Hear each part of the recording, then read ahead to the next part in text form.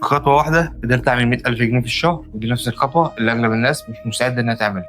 كل ما تشوف عنوان زي اعمل 100,000 جنيه في الشهر، اكسب من البيت، غير حياتك في 30 يوم، عايزك تقف ثانية وتسأل نفسك سؤال واحد بس: لو الموضوع سهل للدرجة دي ليه هو قاعد بيعمل عنه فيديوهات بدل ما يقعد يكسب ملايين؟ لأن ببساطة اللي بيبيع الوهم هو عارف حاجة مهمة جدا، إنك بتحب تسمع عن النجاح السريع. هو عارف إنك تعبت من المحاولة وإنك نفسك تلاقي الطريق المختصر اللي يوصلك أسرع. عشان كده هو بيقول لك الكلام اللي نفسك تسمعه، مش الكلام اللي أنت فعلا محتاج تسمعه. محدش هيقول لك اتعلم مهارة وتطور فيها، لأن الكلام ده مش جذاب. لكن سر ال 100,000 جنيه في الشهر فعلا عنوان يجيب ملايين المشاهدات. فخلي بالك، هما مش بيدوك سر النجاح، هما بيدوك احساس مؤقت ان النجاح قريب، فتقفل الفيديو متحمس وبعد كام يوم ترجع تدور على فيديو جديد ووهم جديد. وفي نفس الوقت اللي انت بتتنقل فيه من حلم لحلم، في حد تاني مركز على حاجه واحده بس وبيتطور فيها، وعشان كده هو بيتقدم وانت لسه بتدور. المشكله مش في الناس اللي بتبيع الوهم، المشكله ان انت كل مره بتشتريه فبتسيب الطريق الطويل عشان وعد سريع، وبتسيب الشغل الحقيقي عشان عنوان جذاب. وفي الاخر اللي بيكسب من حلم 100,000 جنيه السريع هو الشخص اللي اقنعك ان هم سهلين.